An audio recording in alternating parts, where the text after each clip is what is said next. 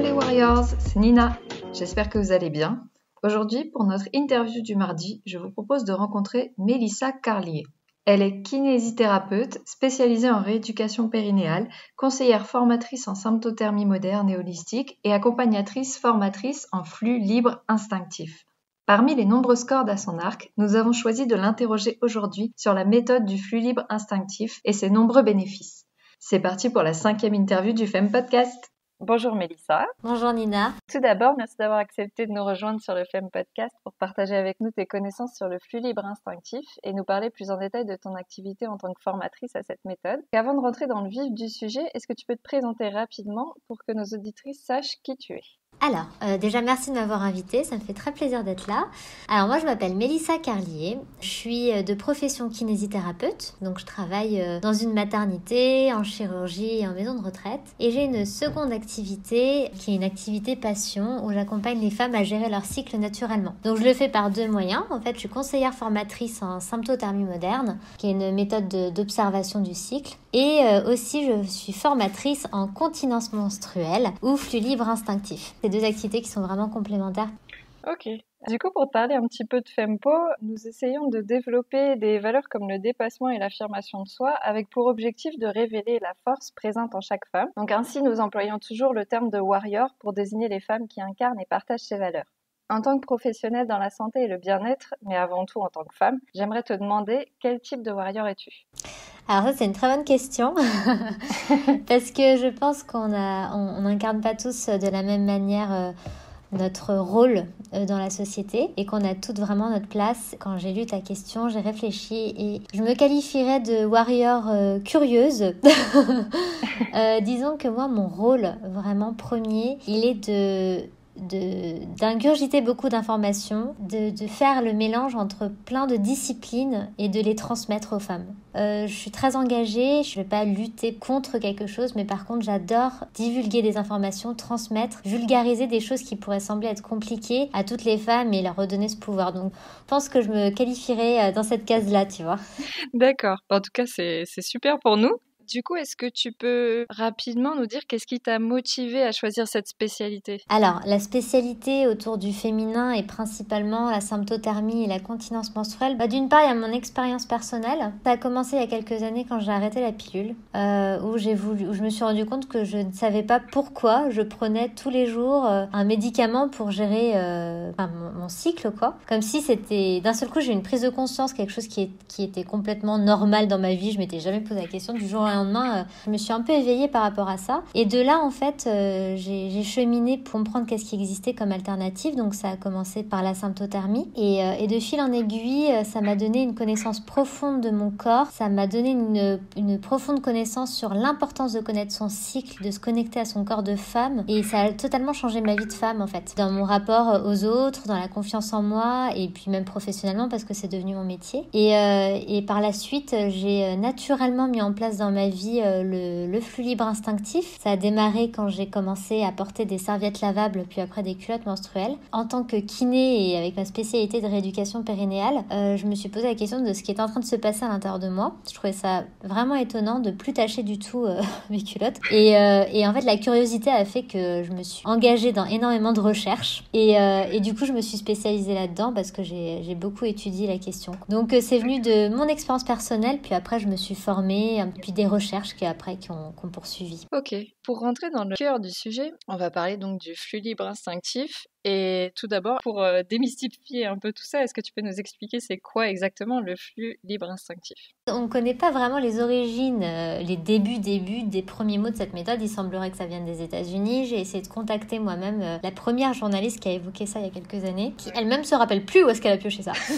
Donc honnêtement, c'est le flou artistique. Moi, j'aime bien parler de continence menstruelle parce que c'est beaucoup moins mystique et on peut plus imaginer ce que c'est quand on en parle. Le flux libre instinctif, on ne sait pas si c'est de l'art contemporain ou autre chose. Alors en fait, c'est une pratique qui permet aux femmes de libérer leur flux menstruel, leur sang en fait, pendant les règles, directement aux toilettes, de manière volontaire et consciente. C'est-à-dire qu'il s'agit là d'apprendre un nouveau comportement, de prendre des nouvelles habitudes, de conscientiser quelque chose qui normalement on n'est pas du tout conscient, pour pouvoir libérer le flux aux toilettes. On peut se passer partiellement, voire totalement, de serviettes, de culottes menstruelles ou de tampons. Donc c'est progressif, on n'y arrive pas du jour au lendemain, mais ça s'apprend. Et du coup, on se reconnecte à cette partie de son corps. Donc c'est vraiment l'apprentissage d'un nouveau comportement qui permet de libérer le flux aux toilettes et de ne pas le laisser s'échapper de manière involontaire. C'est pour ça que je parlerais même en opposition d'incontinence, en fait. Il y a la continence et il y a l'incontinence, c'est le fait de pas du tout contrôler ce flux et cette voie-là, tu vois. D'accord. Du coup, comment ça se passe dans le corps à la période des menstruations? En effet, on peut croire que l'écoulement est en continu et parfois que les quantités de sang sont énormes. Alors en fait, le truc, c'est que ça peut sembler toujours très étonnant quand on parle de ça à une femme qui se dit « Non, mais de quoi elle me parle? C'est complètement fou, c'est impossible !» Mais ça part de beaucoup de croyances autour des règles, de ce que c'est et de ce que ça n'est pas. Donc c'est pour ça que j'aime bien déjà expliquer comment ça fonctionne les règles, parce que déjà il y a des prises de conscience qui se font à ce niveau-là, des choses très simples. Ce qu'il faut savoir, c'est que le flux des règles, c'est pas un robinet qui coule en continu. Ça coule de manière même discontinue par phase. Il y a des phases d'écoulement. C'est-à-dire que dans toute la longueur de nos règles, donc nos règles durent entre 3 à 7 jours, ça dépend des femmes, ça dépend de notre flux et tout, on libère, on va dire, l'équivalent d'une tasse expresso de sang. Donc nous, quand on y est, on a l'impression que c'est énorme, tout, on a du mal à croire que ça fait que cette quantité-là. Et cette quantité de tasse expresso, elle est libérée déjà sur plusieurs jours. On a 80% du flux qui est libéré déjà les 2-3 premiers jours. Et en plus, elle s'écoule par phase. C'est-à-dire que dans la journée, je vais avoir une contraction de mon utérus, le sang va s'écouler, puis il ne se passe plus rien pendant quelques temps, puis ça reprend, voilà.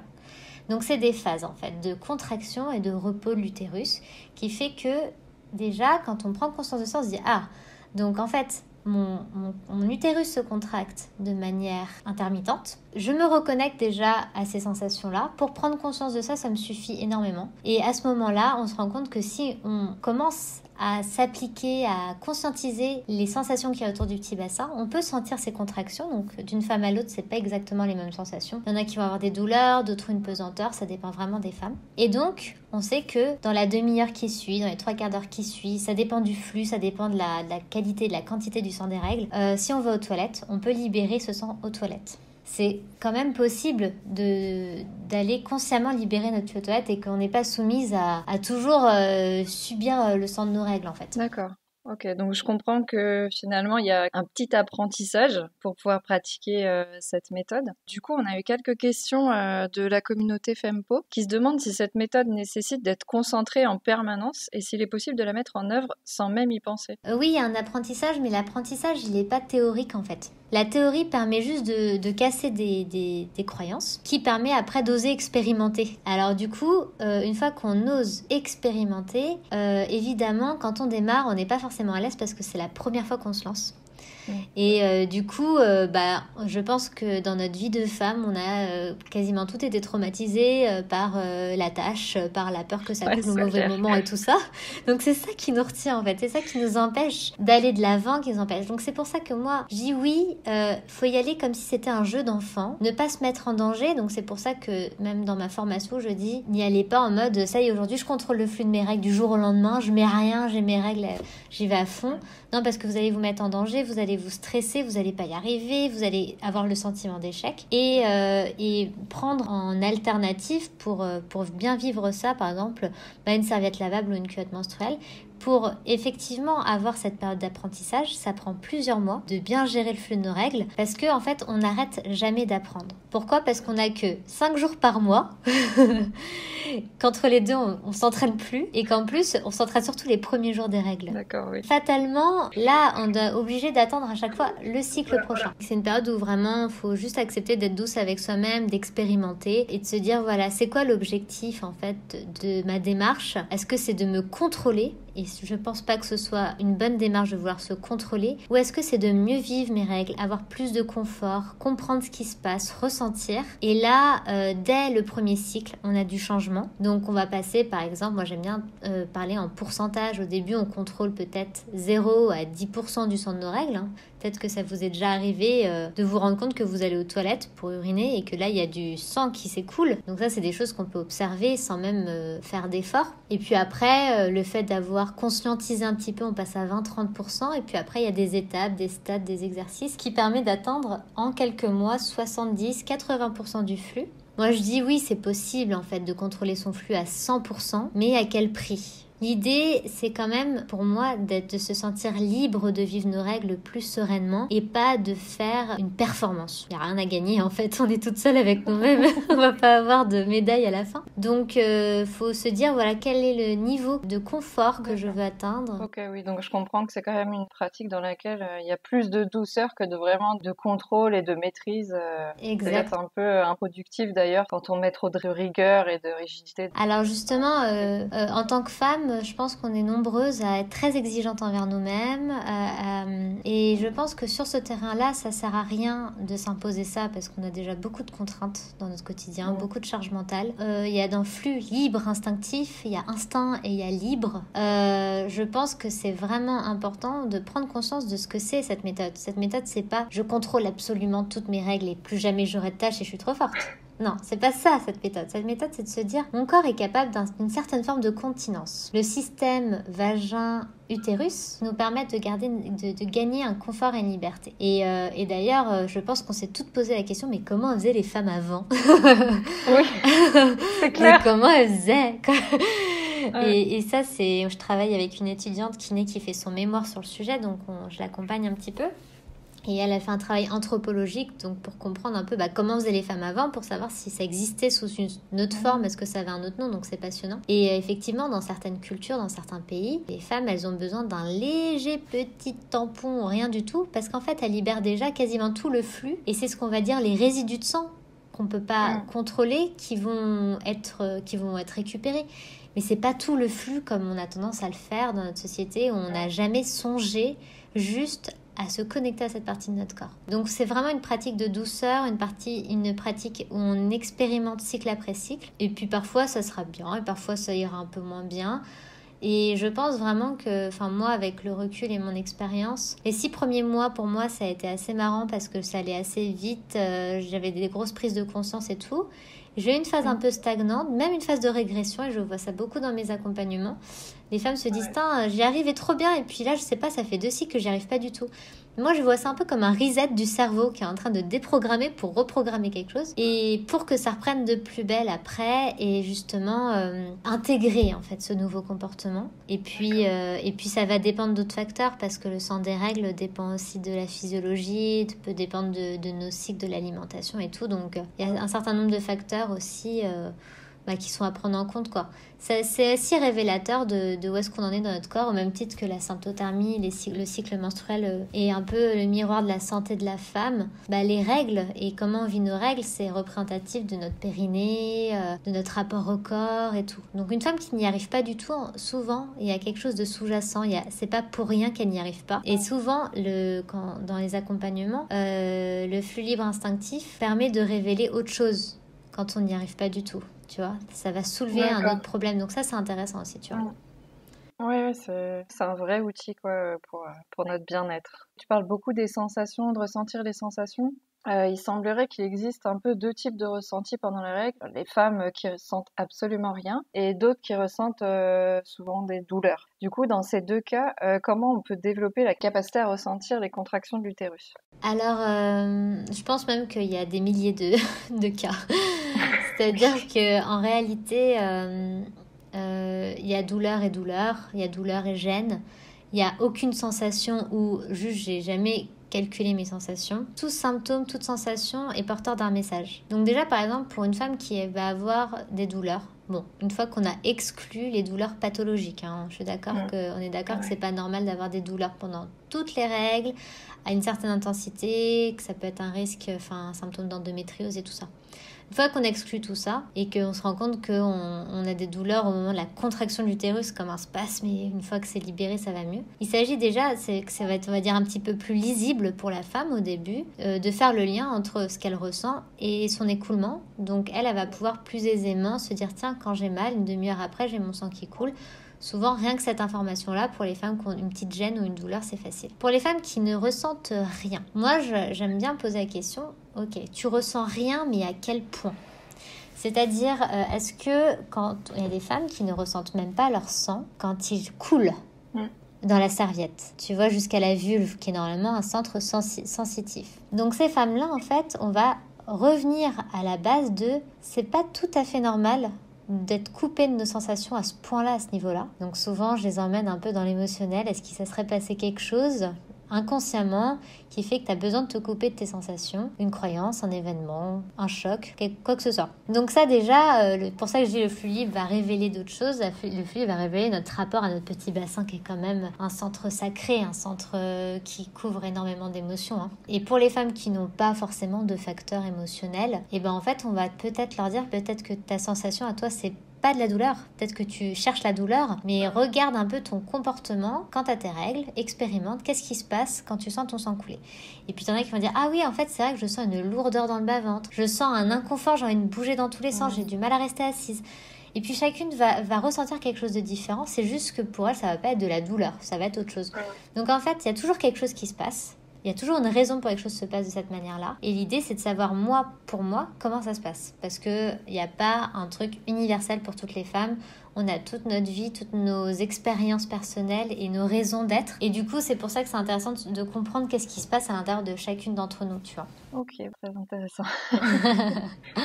Et du coup, tout à l'heure, tu as parlé de périnée. Est-ce que tu peux rappeler rapidement où est-ce que ça se situe? En fait, on a des membres de la communauté qui se sont demandé s'il était nécessaire de muscler le périnée pour pouvoir le contracter et ainsi retenir les courants. Alors ça, c'est une très bonne question parce que le premier réflexe, on va dire, la première idée qu'on a quand on parle de contrôler le sang de nos règles, c'est qu'en fait, on le fait sur la force du périnée. C'est-à-dire qu'on va serrer notre périnée pour pas que ça coule. Or, ça serait hyper inconfortable. Ça veut dire qu'on passerait notre journée à penser à notre périnée. C'est chiant. Ouais. Alors qu'en fait, c'est quelque chose qui va vite devenir, on va dire, inconscient, volontaire, systématique, automatisé. En réalité, le périnée, c'est quoi? C'est un ensemble de muscles, en fait, c'est ça qu'on appelle le périnée, du petit bassin, qui s'étend, on va dire, du pubis en bas jusqu'au coccyx derrière. Et donc, il y a plusieurs couches.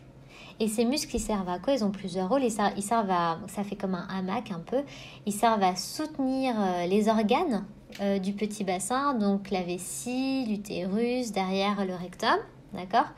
Et ils servent aussi à contrôler les sphincters, donc ouvrir, fermer. Et puis, il y a une histoire aussi avec le plaisir de la sexualité et tout ça. Donc, c'est vraiment un soutien. Et donc, ce périnée, fatalement, s'il est abîmé, hypotendu ou autre, on va avoir des inconforts sur différents plans. Donc d'un point de vue urinaire, c'est assez très lisible, c'est facile de s'en rendre compte, la petite fuite quand on éternue, quand on rigole, quand on saute sur le trampoline, quand on porte une charge lourde, le syndrome clé-porte qui est assez connu, on est devant notre porte, on n'en peut plus, on se fait un peu pipi dessus. Ça, c'est des formes, on va dire, c'est des premières formes d'incontinence urinaire qui sont vraiment à prendre au sérieux et qui nous donne une information sur la santé de notre périnée, qui peut être impactée par, je sais pas moi, les accouchements, la qualité ou la quantité de sport qu'on fait, l'âge, enfin voilà, plein de facteurs qui viennent impacter le périnée. Il peut être hyper tendu ou hypotendu. Quoi qu'il arrive, un périnée trop musclé ne nous intéresse pas, il va être hyper tendu, il peut être aussi à risque d'entraîner des déséquilibres et des incontinences. Ce qui se passe, c'est qu'un périnée qui est hyper ou hypotendu, s'il a un impact sur l'aspect urinaire, eh ben on peut se demander s'il ne va pas aussi avoir un impact sur notre rapport à la continence menstruelle. Et du coup, c'est vrai que si on a un périnée équilibré, c'est-à-dire qu'on n'a rien, pas de symptômes de tout ça, il n'y a aucune raison de le muscler le périnée. Naturellement, il est en bonne santé. Pas besoin de faire un travail particulier. Par contre, si on a déjà des prédispositions, des choses où on sent que notre périnée est un petit peu mou, ça peut être intéressant de faire un travail en amont en rééducation périnéale avec une kiné ou une sage-femme. Et en plus, ça va totalement faciliter le flux libre. Donc, il n'y a pas besoin de faire plus, il n'y a pas besoin de le travailler plus. Mais s'il est déjà déséquilibré, ça va nous gêner dans notre pratique. Donc, c'est important d'avoir un périnée juste en bonne santé. Ni trop, ni pas assez. D'accord, le juste milieu, quoi. Donc tout à l'heure, tu parlais donc d'apprentissage et de certains exercices. Est-ce que tu peux faire un petit résumé des principales étapes de l'apprentissage et si tu as quelques exemples d'exercices pour qui aimerait tenter l'expérience? Alors justement, je pense que pour une personne qui écouterait et découvrirait cette méthode pour la première fois, l'idée, ce serait déjà de revenir à des choses très simples. C'est-à-dire qu'avant d'expérimenter, de se dire je veux contrôler mon flux à 100%, il y a déjà, le premier exercice, c'est de faire la rétrospective de déjà mon ressenti et mon vécu des règles. Donc premier exercice, se demander est-ce que ça m'est déjà arrivé de libérer mon flux aux toilettes, enfin de voir que j'ai du sang qui coule quand je vais faire pipi ou pas. Est-ce que j'ai déjà vécu ça au moins une fois? Quel est mon rapport au sang? Est-ce que quand je mets une serviette, ça me dérange? Ou est-ce que je m'en fous? Ou est-ce que j'aime bien même sentir le sang qui coule dans ma serviette? Donc notre rapport à notre sang déjà va nous donner une information sur comment on va vivre et quels sont les objectifs à atteindre. Et ensuite, là c'est le confinement, ça va pas durer éternellement, mais c'est une merveilleuse opportunité de se dire ok, si j'ai mes règles pendant cette période-là, un exercice très simple, c'est de boire un tout petit peu plus d'eau dans la journée pour aller un tout petit peu plus souvent aux toilettes. C'est-à-dire que je ne vais pas aux toilettes forcément pour libérer le flux, je vais aux toilettes parce que j'ai besoin d'aller aux toilettes pour uriner et tout. Et déjà de regarder si mon sang s'écoule et surtout quand on va uriner, attendre 1 minute de plus parce que le liquide du sang est plus visqueux et prend plus de temps à s'écouler que l'urine. Donc du coup, juste se dire, quand je vais aux toilettes, j'attends un peu plus longtemps, je regarde, je bois un peu plus d'eau, je passe à un support tissu, c'est-à-dire serviette lavable ou culotte menstruelle, parce que ça va entraîner dans le cerveau une petite contrainte qui va lui permettre de faire cet effort de ressenti. Et puis m'amuser à noter, tiens, j'ai senti aujourd'hui une coulée à 11h, une coulée à midi, faire un petit agenda sur 2-3 jours pour voir quand est-ce que ça coule, qu'est-ce que je ressens. Voilà, on fait un bilan très simple, on ne se prend pas la tête. Et déjà, quand on fait ça, il y a beaucoup de choses qui se passent. C'est vraiment une découverte avec soi-même. C'est de se dire, tiens, je vais m'amuser, je vais aller sur ce terrain de jeu-là, quoi. On est dans quelque chose d'expérimental, on est dans le vécu, en fait. D'accord. Ok, en tout cas, c'est vrai que la période du confinement, c'est propice à ces petits essais. Donc du coup, tu proposes des ateliers, une formation. Comment ça se passe? C'est en individuel, en collectif, en cabinet, en ligne? Alors pour le flux libre instinctif, j'ai pris le parti de faire une formation unique en ligne qui est disponible du coup sur mon site internet, c'est cyclointima.fr. Cette formation en fait, elle est, quand on la prend, on peut l'avoir en illimité. Déjà parce que j'aime pas répéter 100 000 fois la même chose. Et que pour moi, le contenu est construit pour vraiment tout type de personnes. C'est-à-dire qu'il est visuel, il est auditif, il est kinesthésique. Et du coup, ça va parler à tous les canaux, à toutes les femmes. Donc déjà, rien que de voir, il se passe des trucs et des prises de conscience. Et en plus, il est construit de manière progressive. Donc c'est-à-dire que peut-être que la première fois qu'on va voir, il y a plein de choses qui vont être intéressante et d'autres ça sera beaucoup trop tôt, mais on peut le revoir 6 mois après et là on va pouvoir passer à l'étape d'après. Donc du coup c'est un atelier unique qui couvre tous les stades et tous les niveaux d'apprentissage et toutes les personnes et qui est visionnable, on va dire, de manière illimitée. Et à côté de ça, il y a un groupe Facebook où chacune peut parler de ses expériences, poser ses questions, je réponds. Voilà, là pour le moment, je fais ça et c'est assez bien parce qu'en fait, je veux quand même autonomiser les femmes. Le but pour moi, c'est qu'on expérimente. Alors, il y a des femmes qui ont besoin quand même d'être rassurées et tout, et c'est pour ça que je suis disponible sur le groupe. S'il y a des questions, je réponds. Et même si on m'envoie des messages en privé, je réponds toujours. Je suis toujours très disponible. C'est les femmes qui vont avoir vraiment des problèmes, des blocages et tout, où là, on va essayer de creuser un peu plus. Elles peuvent m'envoyer des messages pour comprendre pourquoi elles n'y arrivent pas et essayer d'aller un peu plus loin et trouver des solutions. D'accord. Ok.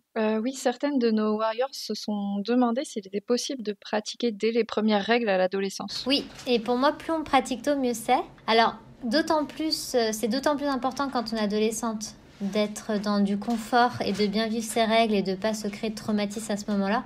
Donc avoir vraiment par exemple, moi je trouve que les culottes menstruelles c'est ce qu'il y a de mieux. Alors c'est ce qu'il y a de plus confortable, c'est ce qu'il y a de plus protecteur parce que ça va être lavable, ça peut bouger et tout ça. Donc vraiment se parer de culottes menstruelles où si ça marche pas, c'est pas grave, on s'en fout. Pour pas se foutre un coup de pression entre deux cours et tout ça. Mais par contre, plus on commence jeune et plus c'est intuitif parce que en fin de compte, c'est du bon sens. Il y a beaucoup de choses qu'on peut apprendre super tôt et il n'y a rien à déconstruire. D'accord. Ouais, donc finalement, mieux vaut le faire dès les premières règles. Disons qu'il faut avoir conscience que ça existe dès le début et avoir cette approche de nos règles. Parce que peut-être qu'à 15 ans, en fait, il faut se dire aussi que les systèmes du petit bassin mûrissent avec le temps. Quand on est adolescente, c'est nos premières règles, donc nos premières sensations. On a un système qui n'est pas encore mature. Donc on ne peut pas attendre de soi que du jour au lendemain ça arrive, d'autant plus qu'on n'a pas forcément des règles régulières, c'est normal au début et tout. Ça peut nous surprendre. Donc en fait, il faut bien avoir conscience que c'est possible. Mais se dire que ça va évoluer sur plusieurs années peut-être. C'est pour ça que être hyper réconcilié avec l'écoulement et puis même pas se foutre de pression. Si on a sport et qu'on a envie de mettre un tampon, on met un tampon. L'idée c'est de savoir que ça existe et d'avoir ça en alternative, tu vois. D'accord. Et du coup, tout à l'heure, donc en parlant de la culotte menstruelle, comme tu dis, c'est intéressant pour du coup pratiquer cette méthode. Dans quel sens la culotte menstruelle est utile à l'apprentissage de cette méthode? En fait, il y a trois plans, trois piliers hyper importants dans le flux libre.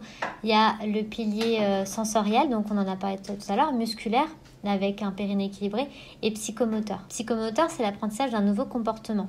C'est quelque chose qui nous dépasse d'un point de vue conscient, c'est-à-dire que l'idée, c'est pas de penser toute la journée à ça, c'est de laisser le relais à des systèmes d'automatisation du cerveau. C'est toujours utile. On voit bien que dans notre quotidien, on apprend des nouveaux comportements et puis après, on n'y pense plus. Et c'est toujours utile, pour forcer un petit peu cet apprentissage psychomoteur, de s'imposer des petites contraintes physiques pour que le cerveau percute qu'il faut changer d'habitude. Par exemple, si on se met toujours des serviettes jetables, des tampons et tout ça, le cerveau, il va toujours être dans son confort. Il n'y a aucune raison qu'il aille chercher une information. Ça va s'écouler, on ne pourra pas contrôler. Par contre, si on fait une rupture dans cette habitude et que du coup on passe à un support tissu lavable, comme c'est pas normal en fait dans notre culture de laisser un liquide s'écouler, enfin surtout le liquide urinaire ou le sang et tout ça, de laisser s'écouler sur un tissu, on va avoir une espèce de gêne et donc un petit rétrocontrôle du cerveau qui va dire oula. Donc même si on sait que c'est fait pour,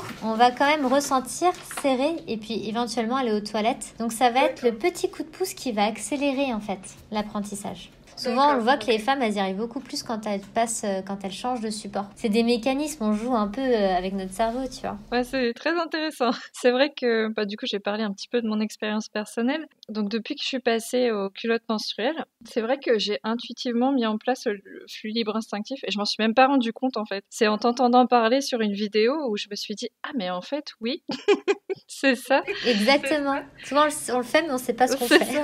Et du coup, je pense que je dois être à environ 30 ou 40% peut-être. Mais ça, c'est vrai quand je reste assise à mon bureau, quoi. Genre, si je fais une rando, par exemple, je sens absolument plus ce qui se passe. Et la nuit, c'est un peu différent aussi.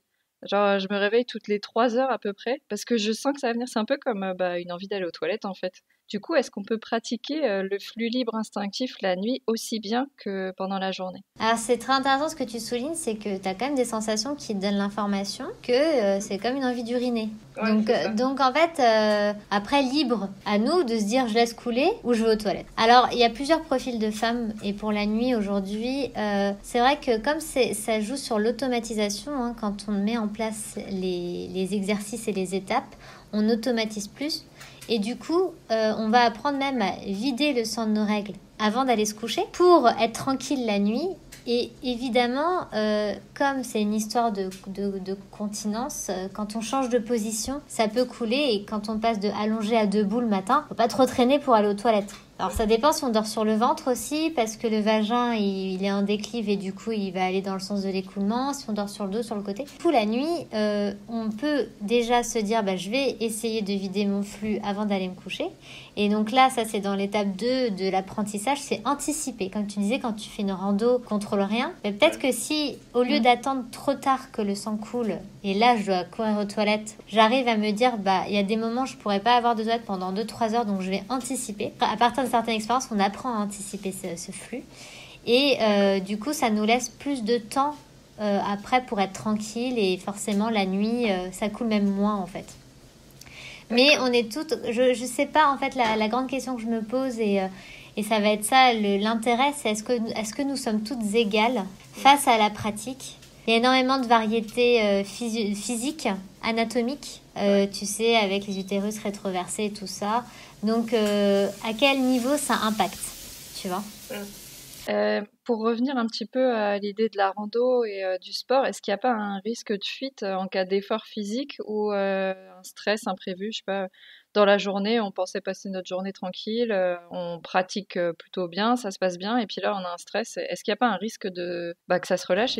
Disons qu'il y a des exercices physiques qui entraînent un certain nombre de contraintes sur le périnée et forcément, déjà, ils viennent impacter le périnée. Par exemple, la course à pied. Donc, on ne peut pas s'attendre non plus à super bien maîtriser notre flux à ce moment-là. Si on fait des squats et qu'on porte des charges lourdes, on se doute bien qu'à chaque fois, on fait une grosse pression sur le périnée, donc ça peut abîmer notre périnée, tu vois. Alors, on n'est jamais à l'abri de se faire surprendre, mais le but, c'est pas de contrôler à 100%, c'est de contrôler à 80% et d'avoir en sécurité une culotte menstruelle. Et il y a des jours où on va faire du 100%, et il y a des jours où il y aura une fuite.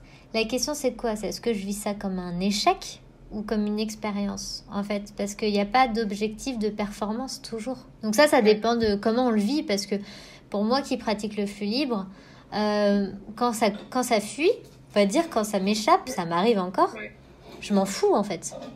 Je me dis pas, mince, j'ai raté. En plus, j'ai fait une formation dessus et je forme les femmes, donc moi, je m'en fous en fait, tu vois. Je le vis super bien parce que pour moi, c'est un tout ce que ça m'apporte, les 80% de gains, quand je ressens mon corps, que je me dis là, je vais aux toilettes, là, je lâche prise et tout ça. C'est une entité, c'est comment je vis mes règles qui est important, tu vois. Donc, faut pas être dans la performance. Je pense que le plus gros travail, c'est de différencier le contrôle et la maîtrise pour bien vivre ça, quoi. Ouais, donc finalement, le combo culotte menstruelle et flux instinctif libre, c'est plutôt bien, quoi. C'est parfait. Enfin, moi c'est ce que je trouve le plus génial, en fait. Donc, oui, pour le coup, avoir une culotte menstruelle pour sentir peinard, sereine, et puis avoir le flux libre au coin de la tête pour être dans la maîtrise de notre corps et avoir conscience de ce qui se passe. Et puis voilà, c'est parfait. D'accord. Du coup, est-ce qu'il y a un ordre d'idée pour le temps qu'on peut passer sans libérer son flux? En fait, ça dépend des femmes parce qu'il y a des femmes qui ont des règles abondantes, d'autres non et tout ça. Et puis ça dépend aussi du jour des règles. J1, J2 des règles, on n'a pas la même abondance. Du cycle en cours, il y a tellement de facteurs qui rentrent en jeu. Alors, moi, je vais pas faire la publicité mensongère à dire vous pouvez aller aux toilettes que 2 fois par jour, ça va être génial. Non, il faut libérer ce flux. Si tu l'emmènes pas aux toilettes, il va quand même s'écouler. On peut pas le retenir indéfiniment. On peut pas retenir le flux de nos règles. Ce qu'on peut, c'est l'anticiper, c'est le ressentir et aller le vider au bon moment. Donc, en fonction de chacune, cette fréquence, elle va être déterminée. Donc, moi, je sais que le premier jour de mes règles, je vais peut-être avoir une période sur 2-3 heures où je sens que c'est un peu plus intense. Puis après, ça va s'écarter. Et le lendemain, je vais avoir vraiment des phases de 2-3 heures. Et comme tu dis, si je reste assise pendant un petit moment... Moi, je suis kiné, donc les gens me disent « c'est bien pour les gens qui travaillent chez eux », mais moi, je pratique ça au travail. Je suis debout toute la journée, je vais d'un patient à l'autre et je pratique le flux libre, sans problème. Disons que c'est très difficile de dire une moyenne de fréquence parce que ça va dépendre de chacune et de nos cycles et de nos règles. Et il y a des facteurs encore qu'on ne comprend pas qui vont faire que ça va changer la donne. Le premier cycle, on peut se dire, tiens, je suis allée aux toilettes que toutes les 2 heures, c'était génial. Le deuxième cycle, on a une espèce de sensation, comme on pourrait avoir même en urine, une urgenturie. Et du coup, on va vouloir y aller toutes les demi-heures. Les sensations ne seront pas les mêmes. Tout ça, c'est des réglages, des trucs à ressentir. Donc, c'est sûr que quand c'est toutes les demi-heures, on se dit que c'est pas pratique. On va pas aller aux toilettes toutes les demi-heures. Mais il y a aussi ce côté d'appréhension qui nous fait aller aux toilettes toutes les demi-heures, parfois. Donc accepter que ça s'écoule de temps en temps, ça permet aussi d'éviter d'y aller pour rien, tu vois. Donc c'est trouver le juste milieu, quoi. D'accord, ouais, tout est question d'apprentissage de soi et de savoir comment soi-même on fonctionne, en fait. C'est toute la clé. Exactement, c'est ça. Et il n'y a pas encore de règle universelle parce que on est des pionnières dans ce terrain-là, dans, comment dire, la découverte. Donc on peut pas tout affirmer d'une vérité pure, quoi, tu vois. D'accord. Du coup, les bénéfices du flux libre instinctif, donc on l'a dit, c'est meilleure connaissance de soi. Est-ce qu'il y a d'autres bénéfices qui te viennent à l'esprit avec cette Oui, pratique. alors effectivement, il y a écologique, économique. Déjà, c'est pas, je trouve ça hyper important de se dire que être une femme, ça ne nous coûte plus rien. Moi, j'ai acheté mes premières culottes menstruelles il y a 3 4 ans. Je les tâche de moins en moins et comme je les porte que 5 jours par mois, bah, c'est toujours les mêmes en fait. Donc, c'est juste génial. Ça me coûte plus rien quoi d'avoir mes règles, c'est top. Et aussi, bah, on a remarqué que ça avait un impact sur la qualité et la quantité de nos règles. Donc les femmes témoignent souvent de diminution des douleurs pendant les règles, de règles un peu moins abondantes, un peu moins longues. Vraiment, j'ai beaucoup de retours dans ce sens-là. Donc ça pourrait être peut-être que ça améliore le confort, mais vraiment la physiologie pure des règles. Alors à vérifier scientifiquement, mais moi j'ai beaucoup de retours là-dessus, quoi. C'est très courant d'entendre ça. Et puis après, il y a l'aspect confiance en soi, on va dire réconciliation avec notre petit bassin et tout ça. C'est un très bon feedback pour la santé de notre périnée et ça nous prépare à plein d'autres choses. Moi, je suis persuadée que maîtriser le flux de nos règles 5 jours par mois, quasiment de l'adolescence jusqu'à la ménopause, ça peut même nous préparer à l'accouchement parce que du coup, on se reconnecte aux contractions de notre utérus, on apprend à libérer notre flux. Donc, à vérifier tout ça, mais ça va sur beaucoup de plans en fait. D'accord. Oui, c'est vraiment très intéressant. Il y a plein de bénéfices différents. Quelles sont en général les principales difficultés que les femmes que tu accompagnes elles rencontrent lors de cet apprentissage? Alors, les difficultés. Bon, pour moi, la première difficulté, c'est le manque de patience. C'est le mal du siècle. Non, mais c'est vrai. Moi, j'ai des femmes apprennent ma formation et 2 cycles après, je les vois 2 mois après, elles me disent mais j'y arrive pas. Ah bon, tu n'y arrives pas à quel point? Bah, j'ai encore des fuites. Bah oui. T'étais à combien de pourcents avant? 10%. Maintenant 50%. Bah attends, t'as eu 40% de flux libéré aux toilettes en plus. C'est énorme. Donc revoir nos attentes. Donc ça c'est la première chose. Pour moi la première barrière c'est ça. C'est qu'on se met vite en échec alors qu'il n'y a pas d'échec. L'échec n'existe pas. Après ça dépend de l'histoire personnelle. Les femmes qui vraiment, moi ce que je vois souvent c'est des femmes qui disent je sens pas quand ça coule. Et quand elles sentent pas quand ça coule c'est qu'il y a autre chose derrière et que là c'est pas une question de flux libre ou autre. C'est une question d'émotionnel. C'est une question de travail, de reconnexion avec son petit bassin. On va être obligé parfois de porter attention sur d'autres choses qui semblent d'apparence n'avoir rien à voir avec le flux libre. Mais si on passe pas par là, on ne pourra pas débloquer le flux libre parce qu'il y a d'autres problèmes sous-jacents. Donc ça, c'est vraiment... ça dépend après, c'est très personnel, ça dépend des femmes. Alors ici, il y a quand même des femmes qui ont un stérilet en cuivre. Ça vient impacter les sensations, ça vient impacter l'abondance des règles, donc fatalement, ça peut être un petit peu plus difficile pour ces femmes-là. C'est pas que c'est impossible, encore une fois, peut-être qu'elles vont atteindre le 80 ou 90% plus difficilement, mais le 50 ou 60% facilement. Mais ces femmes-là, souvent disent non mais je sens pas, non mais ça saigne trop. Ça vient couper un certain nombre de sensations, ça vient beaucoup impacter quand même. Donc voilà, c'est vraiment dans chaque... Il y a toujours une raison en tout cas. D'accord. Bah d'ailleurs, moi je porte un stérilet en cuivre et je suis à 30-40%, donc Voilà, comme donc tu quoi, vois. c'est possible. Tu peux peut-être encore gagner 20%, 30%, mais effectivement, il faut savoir que Ouais. ça a un impact. Les femmes qui disent est-ce que c'est possible? Oui, parce que le but, c'est pas d'atteindre le Graal à 100%, mais c'est sûr que ça va venir jouer et que ça peut être une petite difficulté supplémentaire, quoi. Mais bon, il y a des femmes qui y arrivent très bien aussi, donc c'est très personnel, quoi. D'accord. Et donc du coup, je comprends que toutes les femmes peuvent pratiquer ou du moins essayer de pratiquer cette méthode. Mais est-ce qu'il y a des contre-indications ou des situations vraiment qui permettent pas de pratiquer? J'en vois pas particulièrement. La question de l'endométriose s'était posée à une période. Moi, j'ai fait un article sur le sujet en expliquant pourquoi, pour moi, ça ne peut pas aggraver ou créer de l'endométriose. Ça, c'est dû à une mauvaise connaissance de la physiologie des règles. Je pense même que ça peut être soulageant quand on a de l'endométriose de pouvoir libérer le sang quand on en ressent le besoin. Pour moi, la vraie contre-indication, c'est que si vous essayez de pratiquer et que ça vous augmente des douleurs, faut arrêter parce que c'est que vous êtes trop crispé et que du coup, ça vous rend pas service.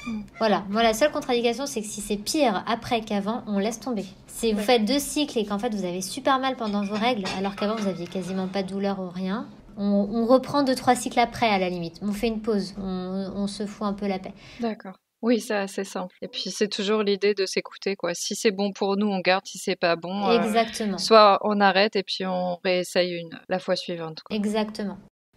Du coup, pour finir cet entretien très instructif, est-ce que tu as un conseil ou un message à faire passer aux femmes de la communauté Fempo qui nous écoutent? Alors le vrai conseil que je peux donner aux femmes, c'est de ne pas s'imposer une nouvelle pratique parce que ça semble bien ou parce que c'est écologique ou parce que mais vraiment d'écouter leur ressenti. C'est-à-dire que si elles sont attirées, profondément attirées par vivre cette expérience, eh ben, qu'elles expérimentent en douceur.